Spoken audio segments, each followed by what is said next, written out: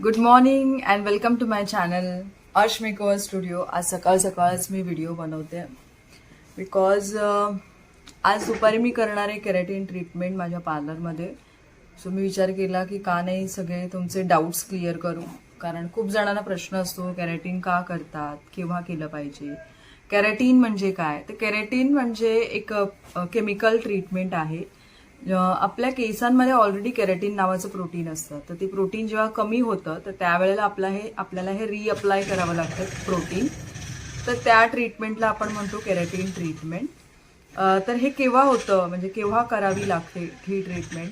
तर जेव्हा access hair colour असतो किंवा एक्सेस हेअर कलर होतो, एक्सेस आपण केमिकल ट्रीटमेंट्स करतो, तर त्यावेळेला आपल्याला या गोष्टी कराव्या लागतात, कारण त्यानंतर आपलं केराटिन जे आहे ते कमी कमी होत जातं हेअरमधलं. तर पुन्हा आपण हे रिअप्लाय करतो.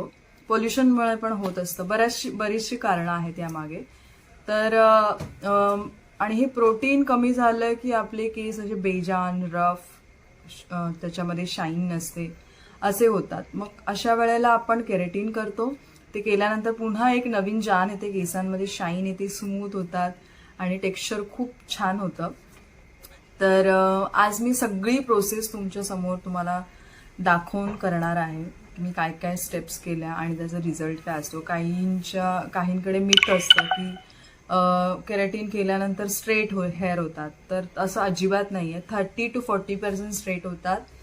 बाकी ह्याचं काम आहे पुन्हा शाईन आणणं, पुन्हा स्मूथ करणं, नॉट स्ट्रेट करणं. तर हे मिथ आहे. तर म्हणून मी हे व्हिडिओ आज करायचं ठरवलं. लास्ट टाइम पण मी एक व्हिडिओ केलेला, तो होता केरा स्मूथचा. सो आजचा जो व्हिडिओ आहे हा फक्त केराटिनचा आहे. तर व्हिडिओ शेवटपर्यंत बघा आणि आवडला तर लाईक करा, सबस्क्राईब करा. So stay tune. तर फ्रेंड्स, मी झाली आहे रेडी माझ्या पार्लरमध्ये जाण्यासाठी. सनस्क्रीन लावलेलं आहे, earring, watch, everything is perfect.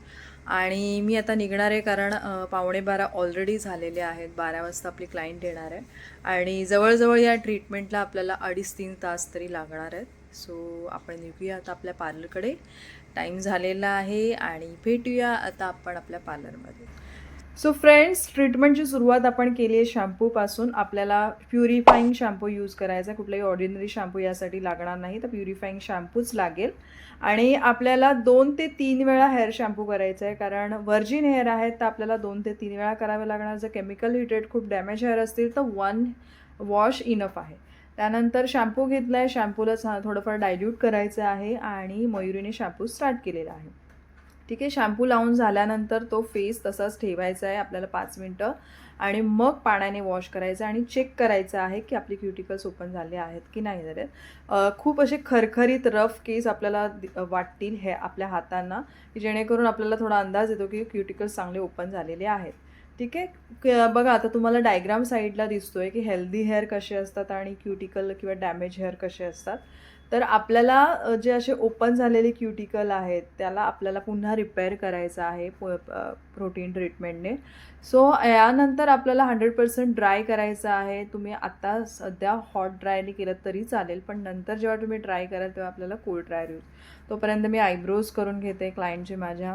Side by side इतर कामं पण चालू आहेत. हे आहे ओरिजिनल नाही, हे आहे बिफोर क्लायंटचे माझे हेअर्स, म्हणजे अगदी रफ आहेत, त्याला शाईन नाही आहे अजिबात.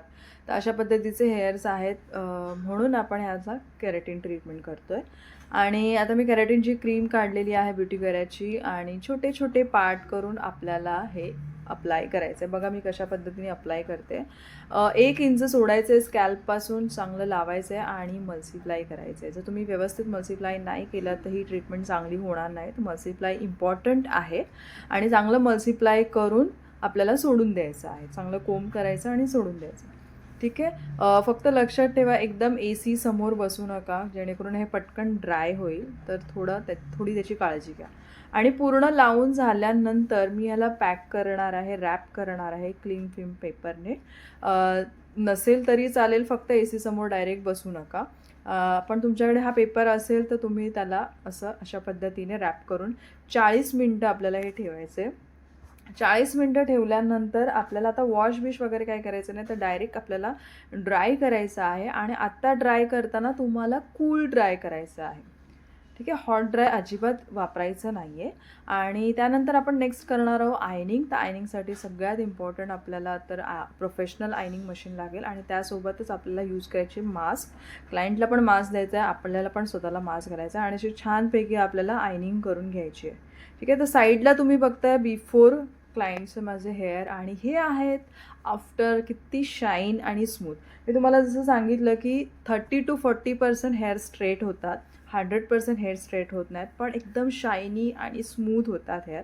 त्यानंतर जी काळजी घ्यायची असते ते पण मी तुम्हाला सांगते की त्यानंतर जो शॅम्पू आणि कंडिशनर जो आम्ही सांगतो तोच तुम्हाला यूज करायचा आहे. तर आता हा होता तुम्ही आत्ता जो बघितलात हा तुमचा आफ्टर रिझल्ट आहे, पण त्याच दिवशीचा नाही आहे. मी क्लायंटला माझ्या दुसऱ्या दिवशी बोलवलं. दुसऱ्या दिवशी बोलवून त्यांना एकदा आयनिंग करून घेतलं केसांना आणि मग मी वॉश केलं आहे केराटिनचे शॅम्पू आणि कंडिशनरने, जो तुम्ही त्यांना यूज करायला देणार आहात. ठीक आहे.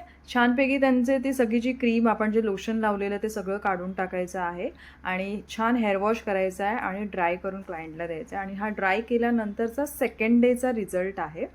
तर अशा पद्धतीने केराटिन ट्रीटमेंट असते. प्रोटीन प्रोव्हाइड केलं जातं आणि आपले हेअर जे आहेत एकदम शायनी आणि स्मूथ होऊन जातात. याच्यामध्ये काही केसांना हार्म होत नाही. फक्त आयनिंग मशीन फिरवावी लागते बिकॉज ते जे लोशन आपण लावले ते चांगलं पेनिट्रेट व्हावं यासाठीच. तर आय होप तुम्हाला हा व्हिडिओ थोडा इन्फॉर्मेटिव्ह वाटला असेल आणि वाटला असेल तर माझ्या व्हिडिओला लाईक करा, शेअर करा आणि याच्या पुढे पण मी नवीन नवीन व्हिडिओज आणीन. तोपर्यंत